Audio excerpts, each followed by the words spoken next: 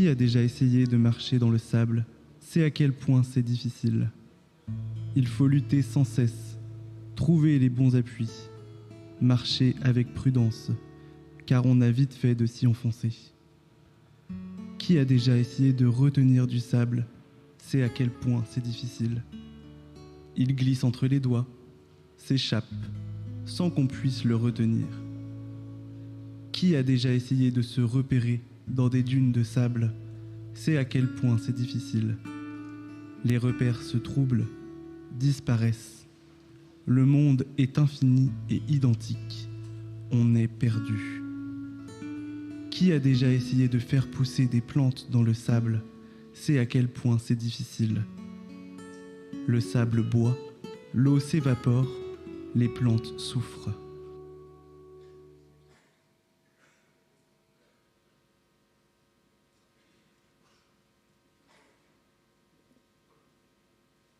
Ouais, Marion, ça va? Tu m'as l'air soucieuse ce matin.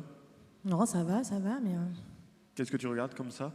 je sais pas, depuis qu'on est arrivé hier, là, je me demande, le chapiteau, là, tu penses qu'ils l'ont planté dans le sable aussi?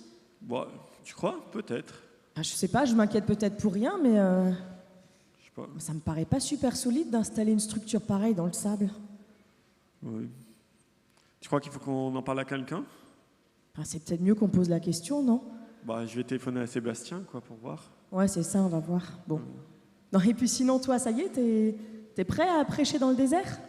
Bah, ouais, pourquoi pas. Il y en a qui ont essayé, ça leur a plutôt bien réussi, donc... Bon, je dirais veux pas bien ça, essayer. mais... Bah, il faut faire une croix sur les vacances de Pâques, quoi, mais... Ah, c'est ça. Bon, en tout cas, on n'est pas seuls dans ce désert. Alors, bonjour les kiffeurs, bonjour les kiffeuses. Est-ce que vous avez bien dormi? Est-ce que vous avez assez dormi? C'est plus mitigé, mais en tout cas, bienvenue ce matin pour ce premier culte de ce grand kiff. C'est pas moi qui vous accueille sous ce chapiteau, mais c'est Dieu lui-même. Et ce matin, il vous accueille exactement comme vous êtes, avec tout ce que vous portez en vous, vos fatigues, vos attentes pour cette journée, pour ce rassemblement, vos joies de vous retrouver ou de rencontrer de nouvelles personnes. Vous pouvez venir avec tout ça parce que Dieu l'accueille. Et ce matin, il vous donne sa paix. Et quand on reçoit la paix de Dieu, alors on peut respirer. On respire et on... Et quand Dieu nous donne sa paix, alors on peut aussi le louer. Comment ne pas te louer ?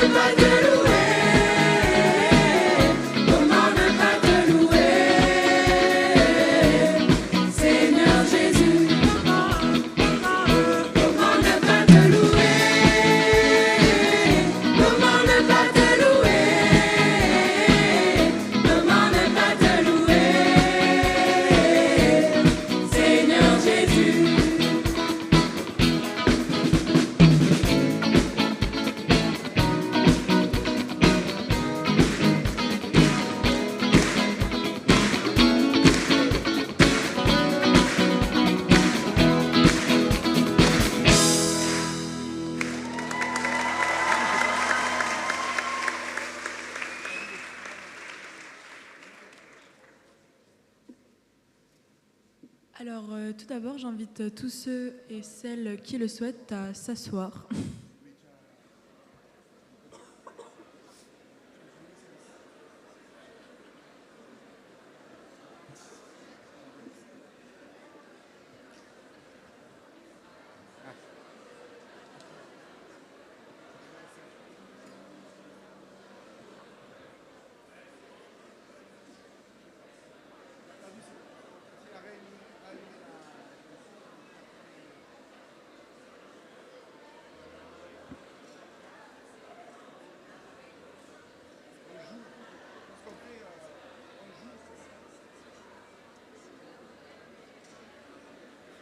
Seigneur, parfois nos vies sont comme des déserts.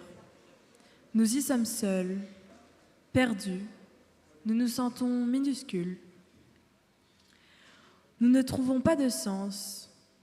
Nous voulons te confier tout ce qui nous pèse et qui fait de nos vies un désert.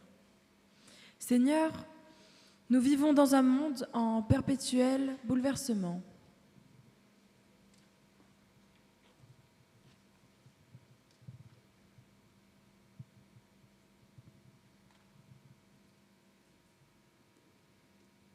Tu nous as appelés à vivre en paix.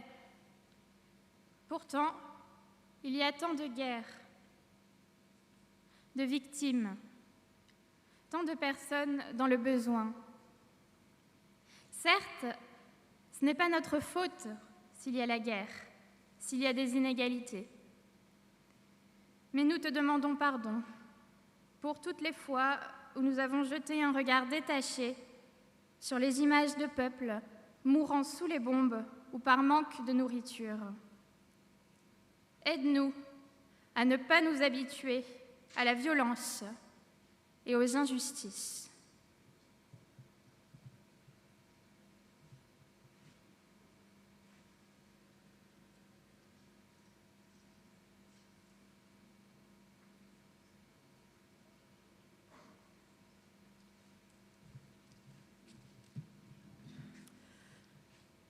Tu nous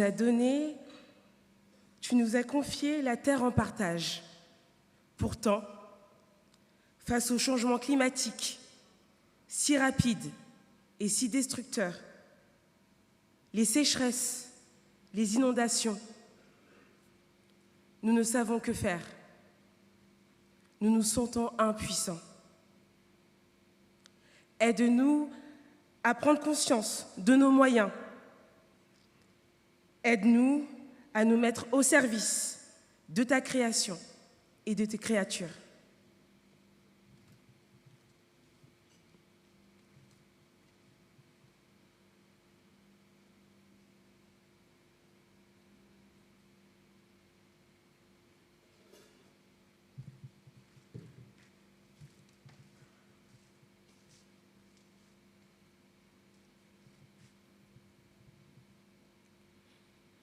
Tu nous as créés tous différents, toutes différentes.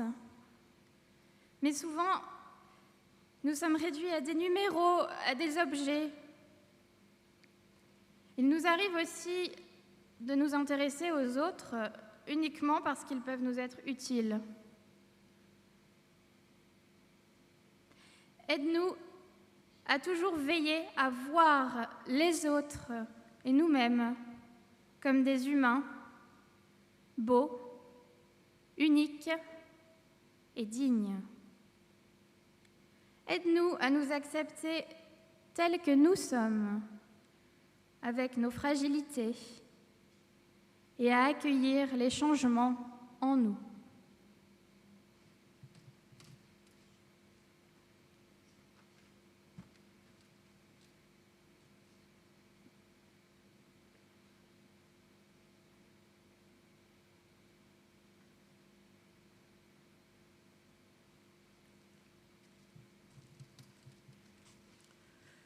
Tu nous as appelés à nous aimer les uns les autres et à nous aimer nous-mêmes. Mais c'est parfois tellement difficile. Nous sommes si souvent confrontés à l'égoïsme, au chacun pour soi. Aide-nous à oser plutôt le chacun pour l'autre et à prendre soin les uns des autres. Aide-nous à nous aimer, à voir les créatures merveilleuses que nous sommes, surtout dans les moments de doute, de dépression, d'angoisse.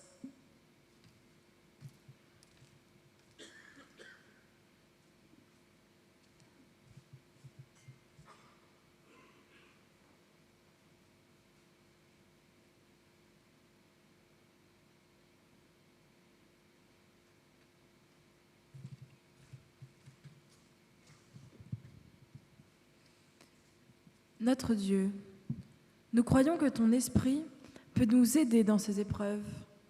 Envoie-nous ta force et ta paix, afin que nous puissions faire face. Amen.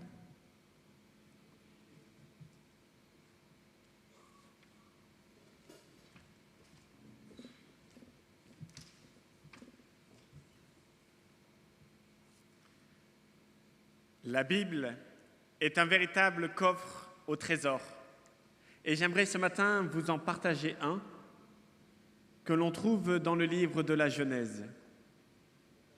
Abraham et Sarai sont vieux, ils n'ont pas de descendance, ils n'ont pas d'enfants. Pourtant, Dieu vient voir Abraham et il lui promet, oui, ta descendance sera innombrable, autant que les grains de sable du désert.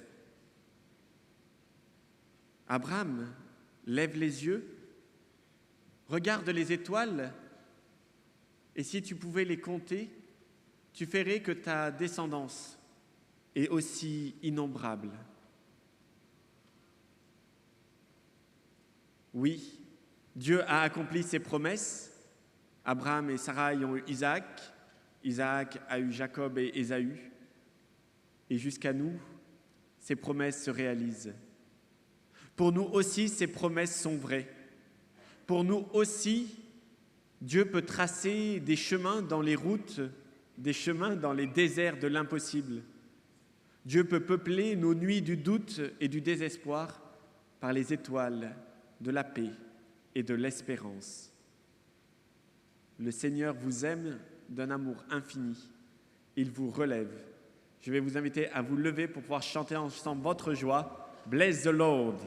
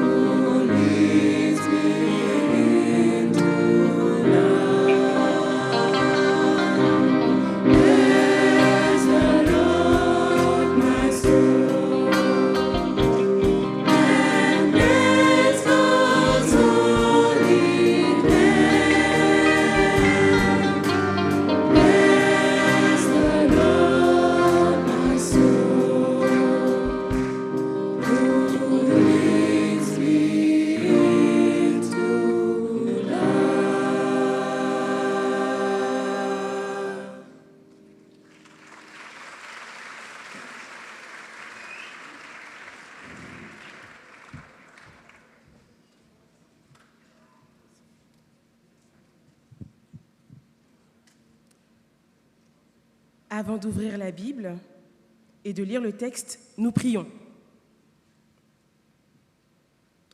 Notre Dieu, nous t'en prions, envoie en nous et sur nous ton esprit, qu'il vienne éclairer notre lecture pour que ces mots anciens deviennent des mots d'espérance et de paix pour nous aujourd'hui. Amen. Et nous allons chanter le chant « Inspire-moi ».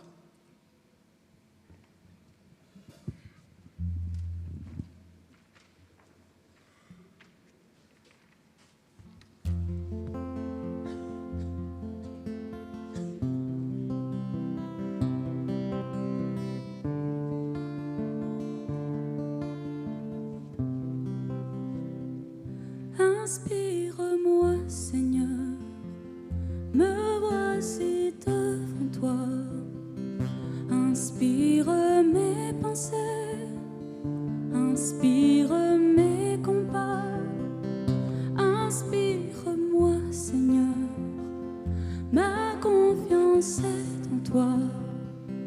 Révèle-moi chaque jour l'effet de ton amour. Écoute ma prière, oh j'ai besoin de toi. Viens poser ta lumière, une lampe devant mes pas. Comment aimer sans toi? Comment choisir la vie? Que ta parole vive me nourrisse. Seigneur, par ta parole, tu guéris, tu consoles. Apprends-moi désormais à vivre de ta paix. Seigneur, tu es le maître, mon guide et mon ami, et c'est bien tout mon être que tu réconcilies. J'accepte ton appel, je me mets à l'écoute des cris des humiliés, des assoiffés de paix. Permets que sous ta grâce, que jamais ne s'efface l'effet de ta tendresse, un geste qui redresse, un compagnon qui veille, une joie qui éveille, une main qui bénit, un signe qui bénit. Seigneur, par ta parole, tu guéris, tu consoles. Apprends-moi désormais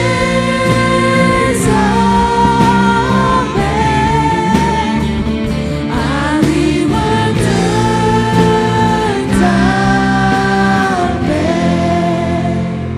Je suis prête à trouver au puits de tes bienfaits la force d'espérer, l'élan pour résister, la joie de célébrer, sans oublier d'aimer, sans ignorer le frère, la sœur à relever, la justice en ton nom, le courage du pardon, le respect du vivant et de ta création. Seigneur, par ton esprit, viens convertir nos cœurs, chaque jour à chaque heure, renouveler l'envie. Seigneur, par ta parole, tu guéris, tu consoles.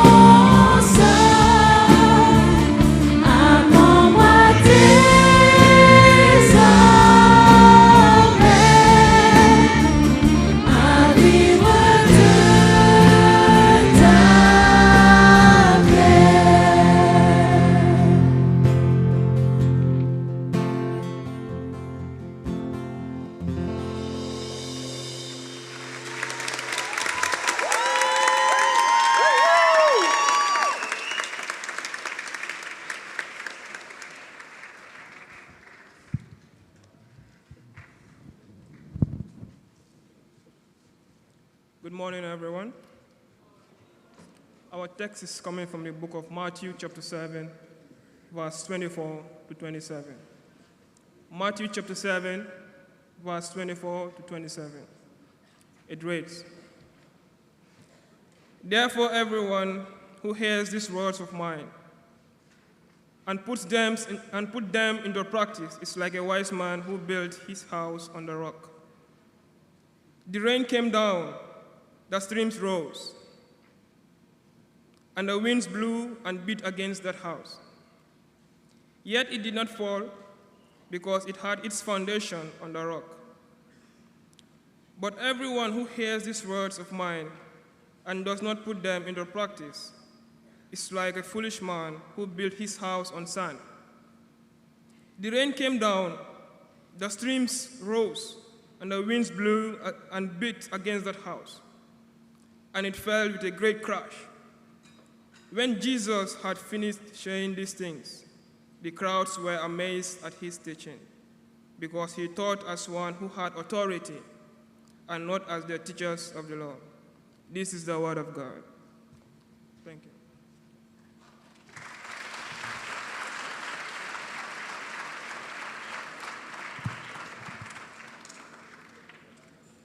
Je vous invite à vous asseoir si vous le souhaitez.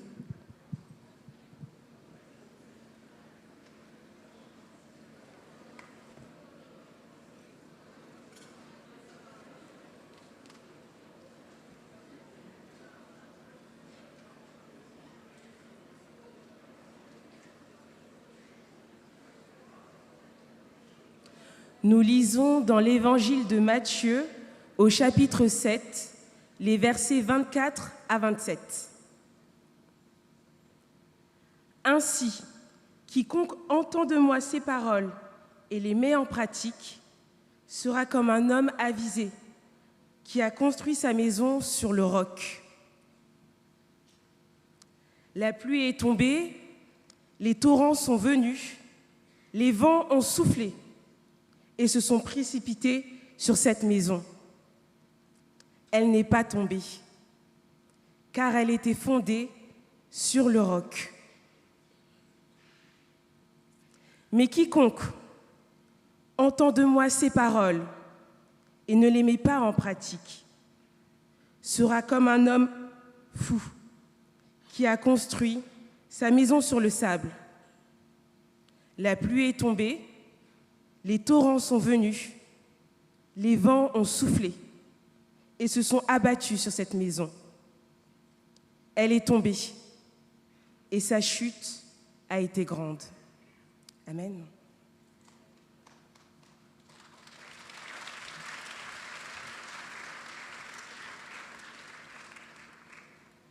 Oui, Sébastien, pas de problème, tu vas revenir. Oui, merci. Oui. Pas de problème. On fait comme ça. Bon, c'est bon. J'ai eu Sébastien. Nous sommes en sécurité, le chapiteau ne craint rien, nous ne sommes pas bâtis sur du sable. Est-ce que vous êtes rassurés? Bonne nouvelle. Et on a aussi regardé la météo, normalement pas de tempête en vue. Peut-être quelques légères bruines printanières, enfin estivales là même, mais pas de tempête. Pourtant, nous le savons bien dans nos existences, les tempêtes dont il est question du texte, ce ne sont pas les tempêtes, les problèmes de météo. C'est les tempêtes qu'il peut y avoir autour de nous, en nous. Tout à l'heure, nous l'avons bien entendu dans la prière de confiance, toutes ces tempêtes qui existent, l'injustice, l'égoïsme, la colère, la peur, le désespoir. Il y a de nombreuses tempêtes qui nous guettent, qui nous assaillent des fois. Alors on se pose cette question. Comment faire face? Comment habiter notre existence? Dans le texte que nous venons d'entendre, Jésus nous raconte une histoire. Il fait souvent ça, Jésus, parce qu'à la différence des profs d'aujourd'hui qui doivent vous enseigner des tas de connaissances, mais Jésus, lui, il veut ouvrir des chemins de vie, des chemins de sens. Et il n'y a rien de mieux qu'une histoire pour nous titiller, pour nous donner envie de comprendre. Alors Jésus nous raconte cette histoire d'hommes qui bâtissent des maisons sur le roc ou sur le sable. Et pour nous mettre, nous, à l'écoute de cette histoire, pour voir comment elle peut résonner dans nos vies, nous allons nous arrêter un instant sur 3 images que Jésus emploie dans cette parabole, dans cette toute petite histoire de sens. La première image, c'est cette image rassurante de la maison. On le sait bien, les maisons, c'est ce dont nous avons besoin, c'est un de nos besoins primaires. La maison est, ou devrait être, ce lieu de refuge, de confort, de réconfort. On connaît tous, on a déjà tous entendu des témoignages de gens qui, justement, pour eux, ce n'est plus le cas. On entend leur détresse à cause d'un cambriolage, à cause de violences au sein de la famille. La maison, pour Jésus, quand il en parle là, elle symbolise la sécurité que la maison devrait être pour nous tous. Le lieu où on peut être en vérité, où on peut construire et habiter notre vie.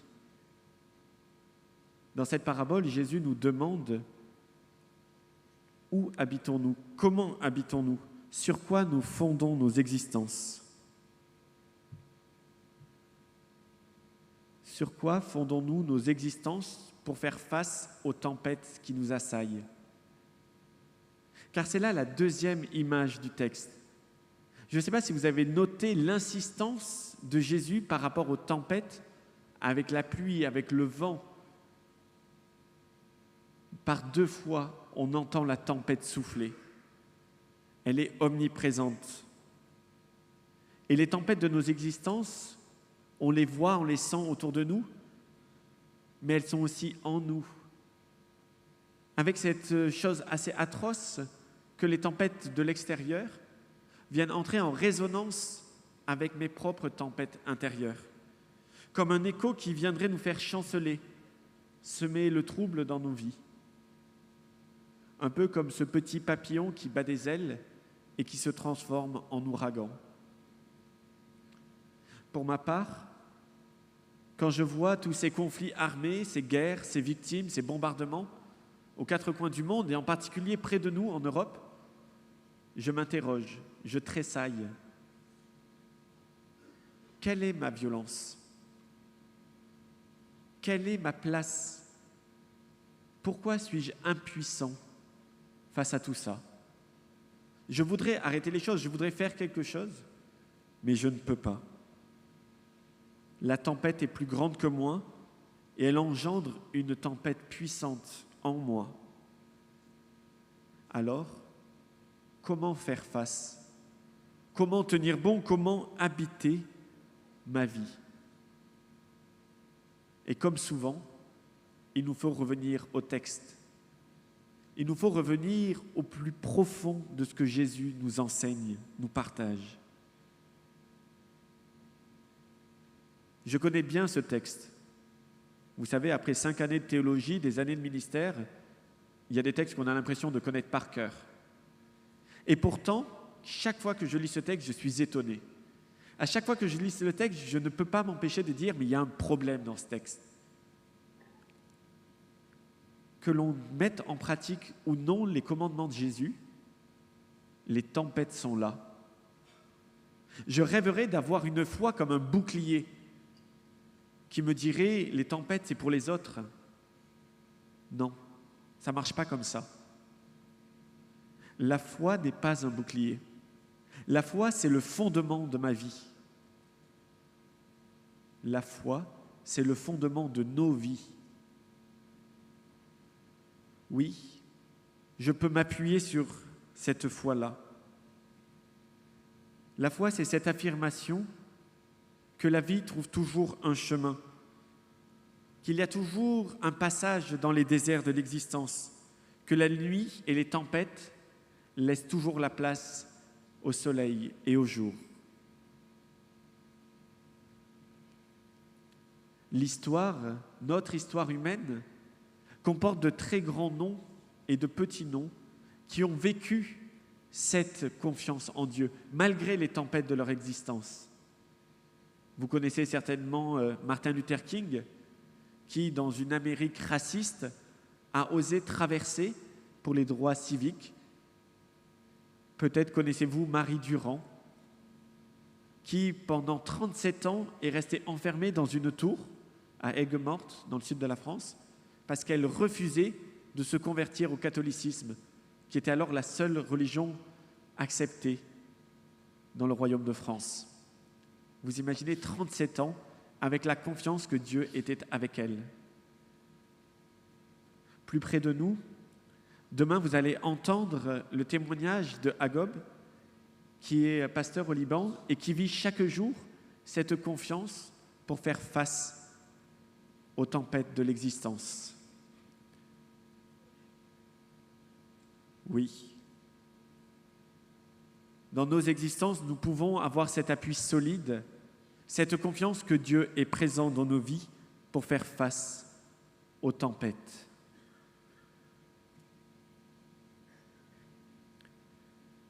Ce qui nous amène à notre troisième et dernière image. Alors j'essaye de voir si vous dormez. C'est bon? Alors quelle était la première image? La maison. Quelle était la deuxième image? Les tempêtes. Et quelle est la troisième image? Le rocher? Non. Ça aurait pu. C'est la quatrième image, mais c'est pour la prochaine fois.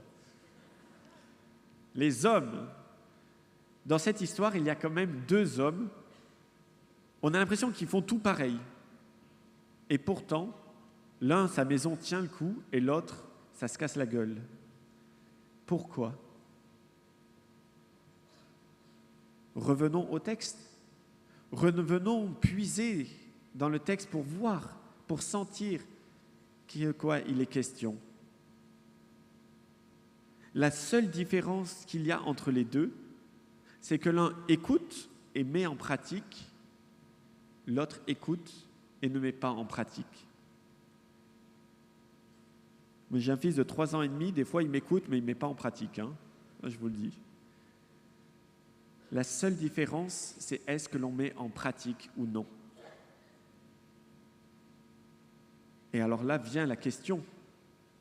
Si je vous demande de faire quelque chose, mais si je ne vous dis pas qu'est-ce qu'il faut faire, ça ne va pas marcher. Que faut-il faire? Est-ce que vous connaissez quels sont les commandements de Jésus? Alors, les disciples de Jésus étaient plus réactifs que vous. Merci, tu aimeras ton prochain comme toi-même. Ce commandement d'amour que Dieu nous donne, que Jésus nous donne dans tous les évangiles, c'est de ça dont il est question aujourd'hui. Et je crois que si nous vivons par ce commandement d'amour, alors nous tenons ferme, nous avons des bases solides. Ce commandement d'amour, c'est regarder le monde avec bienveillance. C'est lutter pour l'égalité, pour l'équité, pour la justice et pour la paix. Vivre selon le commandement d'amour, c'est oser reconnaître que l'on a tort, c'est oser faire un pas vers l'autre. C'est oser chercher des compromis. Je ne dis pas que c'est facile. Je crois même que ce choix d'amour que Jésus pose devant nous est un choix vital. Des fois, ça peut être douloureux même, d'oser affirmer l'amour dans un monde qui prône la supériorité, la haine. Mais oui, nous pouvons tenir grâce à ça. Pendant ce grand kiff, vous allez certainement faire des expériences. Vous allez peut-être rencontrer des tempêtes. Votre voisin de tente qui vous empêche de dormir parce qu'il vous veut raconter pour la 4e fois ce qu'il a fait cet après-midi. Ça peut être aussi quelqu'un à côté de vous qui est en souffrance et vous sentez impuissant pour l'aider.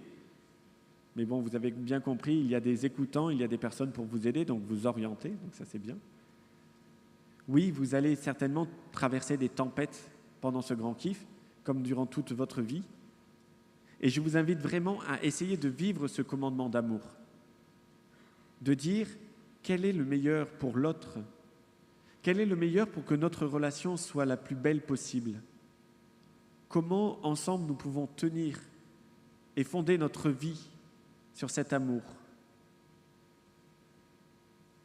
Je vous dis bien amour, mais il ne s'agit pas d'apprécier tout le monde, hein. Ça, on le sait, c'est impossible. L'amour dont je vous parle, c'est quelque chose de beaucoup plus profond, de beaucoup plus vrai.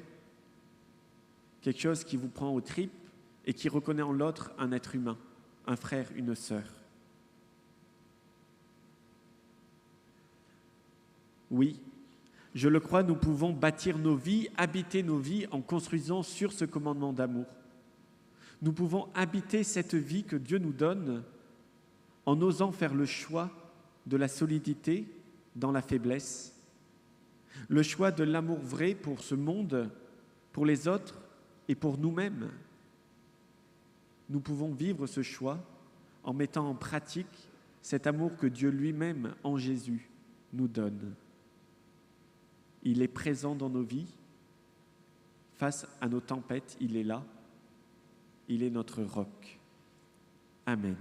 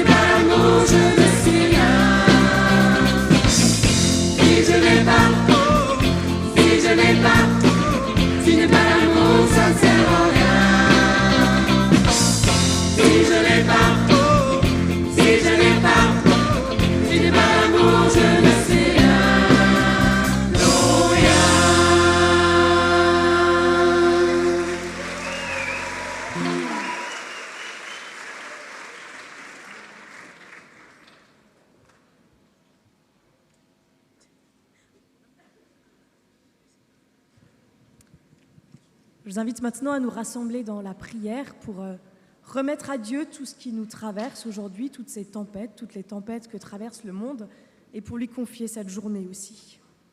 nous prions. Seigneur, nous nous tournons vers toi ce matin avec assurance ou avec un cœur plein de questions.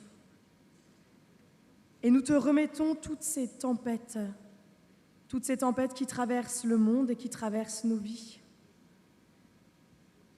Viens les apaiser, viens nous aider à les traverser et donne-nous de mettre en pratique ta parole et ton commandement d'amour pour construire nos vies sur des bases solides. Nous voulons aussi te confier cette journée qui s'ouvre devant nous. Aide-nous à être attentifs à nos envies, à nos besoins, à nos rêves, tout en faisant place aux envies, aux besoins, aux rêves des autres. Permets-nous de profiter de toutes ces choses que nous allons vivre, de toutes ces oasis dans lesquelles nous allons pouvoir nous ressourcer. Permets-nous de fonder notre vie sur toi, parce que c'est ça qui va nous permettre de nous ouvrir aux autres, d'aller à la rencontre de leur richesse, de leur diversité, et qu'ensemble nous puissions vivre aujourd'hui des instants de grâce, de joie et de vérité. Oui, Seigneur, qu'au début de cette journée, ton esprit nous aide à déposer auprès de toi tout ce qui nous pèse, tout ce qui nous préoccupe, tout ce qui nous angoisse et nous décourage, afin de vivre pleinement le jour que tu nous donnes. Amen.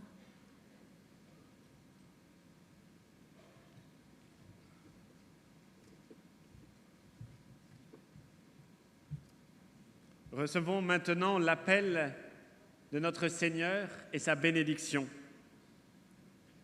Oui, chers amis, chers frères et sœurs, chers kiffeurs, chères kiffeteuses, Dieu nous appelle à fonder notre vie sur son amour.